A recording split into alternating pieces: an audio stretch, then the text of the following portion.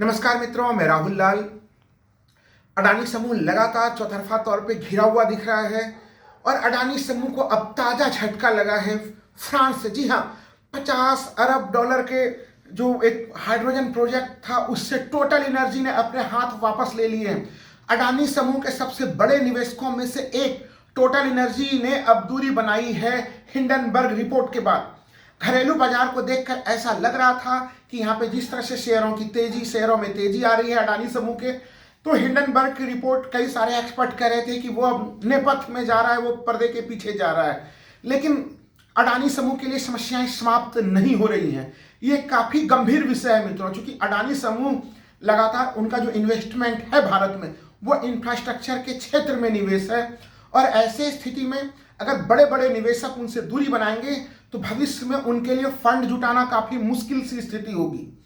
अगर हम लोग देखें, जब से हिंडनबर्ग की रिपोर्ट आई है तो भारतीय बाजार में स्थिति सुधरी है। क्यों सुधरी है उसके ऊपर तो हम लोग चर्चा करेंगे, लेकिन लगातार अंतर्राष्ट्रीय कुछ जो है कि अलग अलग बैंकों की प्रतिक्रियाएं आ रही थी। हम लोग देख रहे थे, सिटी बैंक के मामले को देखा था हम लोगों ने, इसके अलावा क्रेडिट स्विस के मामले को भी देखा था। लेकिन जो ताज़ा मामला है वो उन सबों से काफ़ी गंभीर है। थोड़ा हम लोग ध्यान देते हैं कि ये पूरा मामला क्या है। टोटल एनर्जी फ्रांसीसी फर्म है और इसने इनका जो समझौता होने वाला था वो 50 अरब डॉलर के हाइड्रोजन प्रोजेक्ट के ऊपर होने वाला था। मित्रों, आपने ध्यान दिया होगा कि अडानी समूह हाइड्रोजन प्रोजेक्ट के ऊपर काफ़ी ज़्यादा गंभीर थी, और ये भी आरोप लग रहे थे कि इस बार के बजट में भी हाइड्रोजन प्रोजेक्ट के ऊपर काफ़ी ज़्यादा बल दिया गया था। 19,000 करोड़ की राशि आवंटित की गई थी। संसद में राहुल गांधी ने आरोप भी लगाए थे कि क्या वो 19,000 करोड़ सीधे सीधे अडानी जी को देने के लिए था। ये तो खैर पॉलिटिकल बातें हैं, लेकिन जो मुख्य यहाँ पे आर्थिक बातें अंतर्राष्ट्रीय हलचल से निकल के आ रही है वो टोटल एनर्जी के जो सीईओ हैं उनका नाम है पैट्रिक पोयान। मैं उनके स्टेटमेंट जो उन्होंने कल अलग अलग पीटीआई और दूसरे एजेंसियों के हवाले से जो न्यूज़ आई है वहाँ पे जो उनका बयान है, सबसे पहले मैं उसे शब्दशः रखना चाहूँगा। उन्होंने कहा, पैट्रिक पोयान ने, कि स्पष्ट रूप से हाइड्रोजन प्रोजेक्ट को तब तक के लिए रोक दिया जाएगा जब तक कि हमारे पास हिंडनबर्ग द्वारा लगाए गए आरोपों पर अडानी ग्रुप से स्पष्टता प्राप्त न हो। फिर वो कहते हैं, कौन? सीईओ पैट्रिक पोयान, इस प्रोजेक्ट की घोषणा हुई थी लेकिन अभी कॉन्ट्रैक्ट पे साइन नहीं किए गए थे।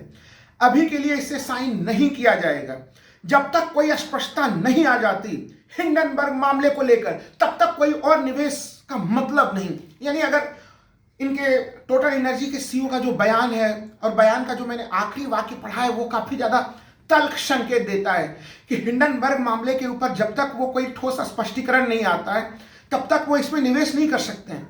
और ये मामला काफी गंभीर मामला है मित्रों। मैं इसे गंभीर मामला क्यों मानता हूं? ऐसा नहीं है कि ये कोई इनके बड़े निवेशक बनने वाले थे, इनके ये निवेशक पहले से रहे हैं कई मामलों में। अगर टोटल एनर्जी के निवेश को देखा जाए तो इन्होंने भारी मात्रा में अच्छा खासा निवेश जो है अडानी समूह में पहले भी किया है। अडानी ग्रीन एनर्जी में इनका निवेश है, सिटी गैस यूनिट में भी निवेश है और अडानी टोटल गैस में भी निवेश है इनका। यानी अडानी समूह के पुराने बड़े निवेशक, लेकिन हिंडनबर्ग रिपोर्ट के बाद अब सीधे यू टर्न, एक तल्ख टिप्पणी के साथ। देखिए, ये मामला यहीं पे नहीं रुकने वाला है। अभी तक तो ये सवाल जो है कि एक तो अडानी समूह से पूछा ही जा रहा है, दूसरा देखिए अंतर्राष्ट्रीय जगत जो अपेक्षा कर रहा है, क्योंकि भारतीय रेगुलेटिंग अथॉरिटीज के ऊपर भी है आरोप कि अगर इस प्रकार से बड़ी कंपनी, देश की सबसे बड़ी कंपनी में इस प्रकार की अनियमितता हो रही थी तो उसके जांच को लेकर अब तक क्या किया जा रहा है। हाँ, जो नेशनल स्टॉक एक्सचेंज है एनएसई ने, उसने जरूर जो है कि कुछ इनके शेयरों को निगरानी में रख दिया है, कुछ शेयरों को, लेकिन उसके अतिरिक्त कुछ बड़ी कार्रवाई होते हुए भी यहाँ पे नहीं दिख रही है। अंतर्राष्ट्रीय समुदाय अडानी मामले में ठोस स्पष्टीकरण की उम्मीद करता है निवेश के मामले में, और वो ठोस स्पष्टीकरण देखिए 400 से ज्यादा पेजों का मित्रों अडानी समूह ने जवाब भी दिया है। तो टोटल एनर्जी स्पष्ट है कि उस 436 पेज के जो जवाब है या 450 पेज के जो जवाब था उनका, 400 से ऊपर पेज का, उस जवाब से वो लोग संतुष्ट नहीं हुए। और ये संतुष्टि की स्थिति देखिए कैसे आएगी, केवल जिसके ऊपर आरोप लगे वो आरोपी खुद ही कह दे कि मैं आरोपी नहीं हूं। देखिए, इससे मामला समाप्त नहीं होता। इस प्रकार के मामले को समाप्त करने के लिए भारत सरकार को कोई उच्चाधिकार प्राप्त कमेटी बनानी चाहिए और उस कमेटी से जांच करा के फिर वहां से अगर दूध का दूध और पानी का पानी अलग किया जाएगा तो उसके बड़े निष्कर्ष जाएंगे मित्रों। लेकिन क्या ऐसा होगा? बहुत सारे लोग कह रहे हैं कि ये कैसे हो गया, शेयर बाजार की स्थिति बड़ी अच्छी थी। मित्रों देखिए, पूरा जो अंतर्राष्ट्रीय घटनाक्रम है, भारत से इस मामले में क्या प्रतिक्रियाएं मिल रही हैं। भारत में अगर हम लोग देखें, अडानी समूह को लेकर जो प्रतिक्रियाएं हैं वो राजनीतिक स्तर पे है। विपक्ष आरोप लगा रहा है, सरकार की तरफ से उसके जवाब दिए जा रहे हैं, जवाब नहीं भी दिए जा रहे हैं। लेकिन अंतर्राष्ट्रीय स्तर पे प्रतिक्रियाएं दिखी हैं और वो भी फाइनेंशियल इंस्टीट्यूशंस की प्रतिक्रियाएं दिखी हैं। मित्रों सबसे पहले हम लोगों ने देखा क्रेडिट स्विस बैंक, फिर सिटी बैंक। ये कितने बड़े बैंक हैं दुनिया के, और इन बैंकों ने क्या कह दिया कि हम कोलेटरल के रूप में अडानी समूह के बॉन्ड्स को नहीं मानेंगे, अडानी समूह के शेयरों को नहीं मानेंगे। मित्रों थोड़ा मैं सामान्य भाषा में समझाने का प्रयास करता हूँ। हम आप सामान्य लोग जब बैंक में जाते हैं लोन लेने के लिए, तो कुछ चीज़ें गिरवी पे रखनी होती है, अपने ज़मीन गिरवी पे रखते हैं, सोना चांदी जैसे आभूषण गिरवी पे रखते हैं। तो उसी तरह से जिन लोगों ने काफ़ी ज़्यादा निवेश किया हुआ है, तो इस प्रकार के शेयर भी जो है कि उसको गिरवी पे रखा जाता है, जिसे हम लोग कोलेटरल करते हैं, या बॉन्ड्स को। लेकिन क्रेडिट स्विस या सिटी बैंक जैसे बैंकों ने हिंडनबर्ग रिपोर्ट के बाद घोषणा कर दी कि वो अडानी समूह के इस प्रकार के सिक्योरिटीज़ को नहीं मानेंगे। आप सोच लीजिए कि अगर ये बैंक अडानी समूह के सिक्योरिटीज़ को नहीं मानेंगे, तो उन बैंकों के लिए तो उन बैंकों से तो अब लोन भी नहीं मिलेगा। अडानी समूह को अब वहाँ से कोई फाइनेंशियल जो है कि वो लोन लेना चाहें तो वो लोन की स्थितियाँ नहीं उपलब्ध हैं। उसके बाद हम लोगों ने देखा था स्टैंडर्ड चार्टर्ड पीएलसी, इसने भी घोषणा कर दी कि वो मार्जिन लोन के ऊपर जो है वो कंपनियों को जो है कि वहाँ पे अडानी बॉन्ड के ऊपर कोई जो है कि वो लोन नहीं देंगे। तो क्रेडिट स्विस के बाद सिटी बैंक, और सिटी बैंक के बाद हम लोगों ने देखा स्टैंडर्ड चार्टर्ड पीएलसी। तो 3 बैंकों के अंतर्राष्ट्रीय प्रतिक्रियाएं हम लोग देख चुके हैं। उसके अलावा अगर हम लोग देखें तो स्टैंडर्ड एंड पी यानी S&P ग्लोबल रेटिंग, इन्होंने जो रेटिंग दिया उन्होंने क्या कहा, शुक्रवार को ये रेटिंग आई थी। 2 क्षेत्रों के लिए अडानी को इन्होंने रेटिंग दिया था, अडानी इलेक्ट्रिसिटी और अडानी पोर्ट्स। उन्होंने उसके आउटलुक को जो पहले स्थिर रखा गया था, उस आउटलुक को वो स्थिर से उन्होंने निगेटिव किया था। ये एक स्थिति रही।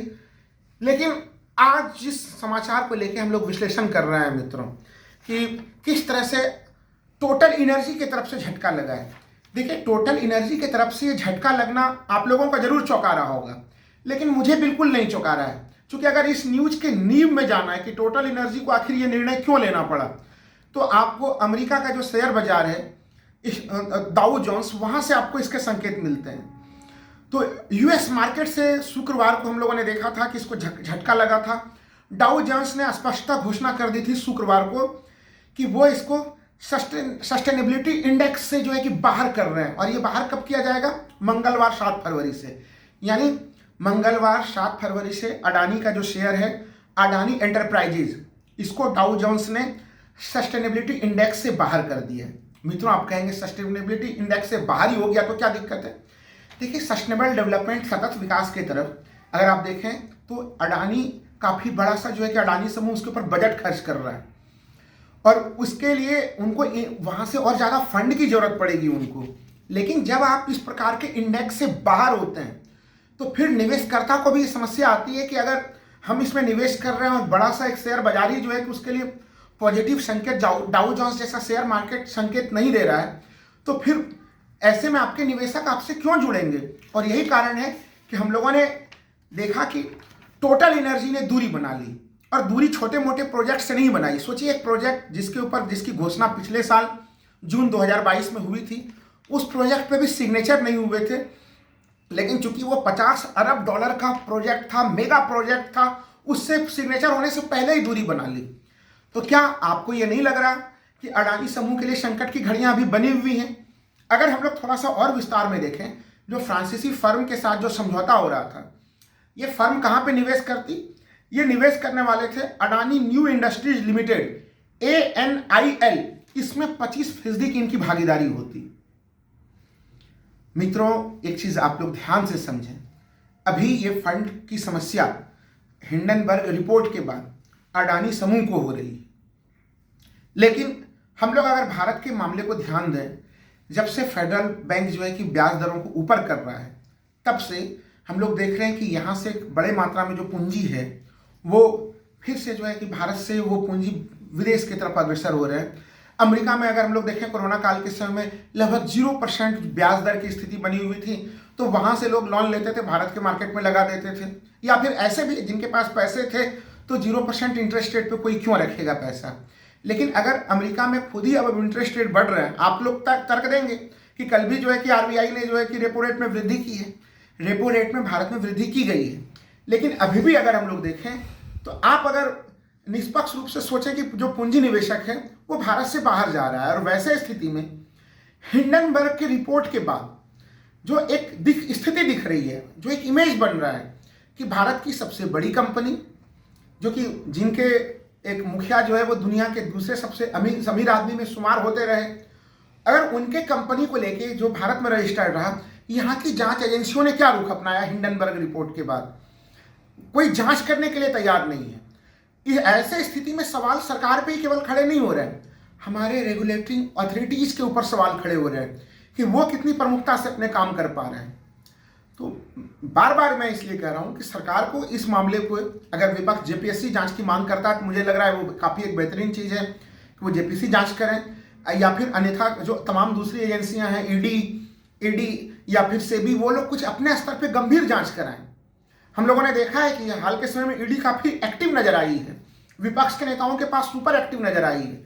अब जबकि हिंडनबर्ग ये आरोप लगा रहा है कि सेल कंपनियां मॉरिशस के रास्ते से या दूसरे रास्ते से ब्लैक मनी के को जो है कि वो एक तरह से कहीं कहीं पूंजी निवेश के रूप में भारत में वापस ला रही हैं, और कहीं कहीं ये धन शोधन का मामला बन रहा है मित्रों। ये तो इन मामलों पे आप जांच नहीं करेंगे तो भारत के साथ पे इस पे बुरा असर पड़ेगा। ऐसे स्थिति में विदेशी पूंजी निवेश करने वाले लोग जो भारत में जिनको निवेश करना चाहिए वो भारत से और दूरी बना सकते हैं। ये स्थितियां अडानी समूह जरूर अभी वर्तमान वो फेस कर रहे हैं, उनके लिए तो बहुत बड़ी चुनौती है, क्योंकि वो इंफ्रास्ट्रक्चर के क्षेत्र में बहुत ज़्यादा पूंजी की जरूरत पड़ती है मित्रों।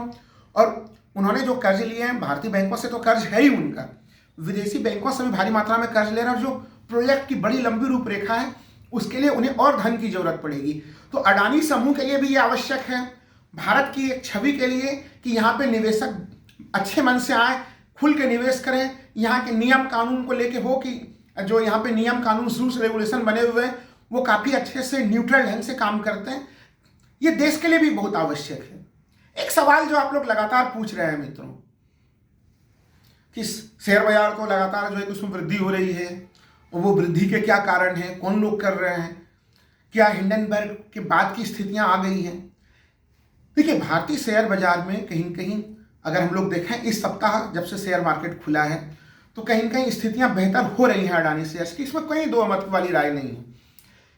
इसके दो तीन कारण हैं मित्रों, थोड़ा मैं उसके ऊपर प्रकाश डालना चाहूंगा। देखिए, अडानी समूह ने इस संकट के बाद एक निर्णय लिया।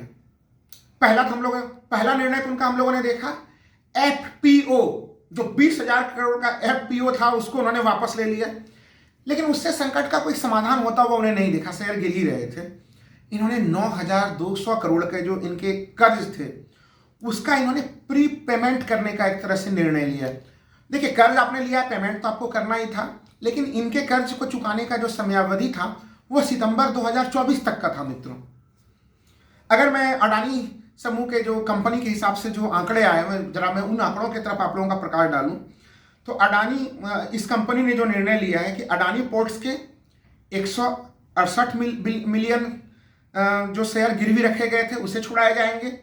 उसके अतिरिक्त अडानी ग्रीन एनर्जी के 27 मिलियन शेयरों को जो है कि गिरवी रखे हुए शेयरों को छुड़ाया जाएगा, और अडानी ट्रांसमिशन के 11 मिलियन जो गिरवी रखे हुए शेयर हैं उन्हें छुड़ाया जाएगा। तो इसके ऊपर इनके खर्च होंगे 9,200 करोड़। अब आप कह सकते हैं कि ये तो एक बड़ा अच्छा कदम उठाया, बिल्कुल उन्होंने एक अच्छा कदम उठाया है अडानी समूह ने, लेकिन देखिए उनके पास इसके अलावा कोई दूसरा विकल्प नहीं था मित्रों। जिस समय भारतीय शेयर बाजार में उनके शेयर लगातार गिर रहे थे, अंतर्राष्ट्रीय स्तर पे तो अभी भी वो शेयर गिर ही रहे हैं, लेकिन वैसे स्थिति में अगर मान लीजिए कि ये कंपनियां, जिन कंपनियों से उन्होंने जो है कि वहां पे ये शेयर गिरवी रखे हुए थे, वो कंपनियां अगर इन शेयर को बेचने का प्रयास करती बाजार में उतर कर कि उनके कुछ पैसे उन्हें हाथ लग जाए, तो सोचिए कि ये शेयर बाजार और कितना गोता खा रहा होता। ऐसे स्थिति में उन्होंने जो यहाँ पे एक तरह से वो स्थिति से बचे कि जहाँ पे गिरवी रखे हुए शेयर थे वो कंपनियां कहीं बेचने का प्रयास ना करें, उसको उन्होंने टाला। दूसरा, उन्होंने मार्केट में एक संकेत दिया उन्होंने कि उनके पास पैसे हैं, पूंजी की संकट की स्थिति में अभी वो नहीं आए हैं, और वो उन्होंने 9,200 करोड़ रुपया पेमेंट कर डाला, एक करने का निर्णय लिया। दूसरा चीज़ ये है कि इस समय अभी तिमाही जो प्रॉफिट के नतीजों का घोषित होने का भी समय है, तो अलग अलग अडानी समूह के अलग अलग कंपनियों का उसके जो है कि नतीजे घोषित हो रहे हैं, उसमें लाभांश की स्थिति आ रही है। इन सब कारणों से भारतीय शेयर बाजार में अडानी समूह की स्थिति थोड़ी हम लोगों को सुधरी हुई नजर आ रही है। लेकिन मित्रों, यह जो पूरा घटनाक्रम है, जो पूरा पक्ष है, उसका बहुत एक छोटा पक्ष है मित्रों। अगर इसे देख के आप ये मानने की सोच रहे हैं कि हिंडनबर्ग का पूरा मामला पीछे जा चुका है, मित्रों वो पीछे नहीं गया है। क्योंकि कल देर रात जब ये न्यूज आई है टोटल एनर्जी की, तो सोचिए कल दिन भर भी अडानी समूह के शेयरों ने अच्छा खासा रिकवरी किया है, उन्होंने परसों भी उन्होंने रिकवरी किया है। तो फिर कल आखिर टोटल एनर्जी को ये निर्णय क्यों लेना पड़ा? तो आप अगर बृहत्तर परिप्रेक्ष्य में देखें तो अडानी समूह का ये संकट बना हुआ है, और अगर इस मामले के ऊपर गंभीरता से भारत सरकार जांच नहीं कराती है, दूध का दूध और पानी का पानी अलग नहीं कराती है, तो फिर ये संकट की स्थितियां भारत के दूसरे कंपनियों के लिए भी होगा। चूंकि क्रेडिबिलिटी के मामले पर इस बार खरा उतरना पड़ेगा, सेबी जैसे एजेंसी को, ईडी जैसे एजेंसी को। अगर वो खरा नहीं उतरेंगे तो फिर हमारे रेगुलेटर्स की स्थिति खराब होगी। इसलिए केंद्र सरकार के लिए बहुत आवश्यक है कि इस मामले पे वो त्वरित तौर पे कार्रवाई करें। भले ही सदन में माननीय प्रधानमंत्री जी ने कोई बयान नहीं दिया है, लेकिन इसमें बयान से ज्यादा मैं समझ पा रहा हूं कि इसमें एक्शन लेने की जरूरत है, और वो एक्शन विश्व समुदाय को दिखने की भी जरूरत है, अन्यथा हमारे अर्थव्यवस्था को काफी ज्यादा नुकसान होगा मित्रों। नमस्कार।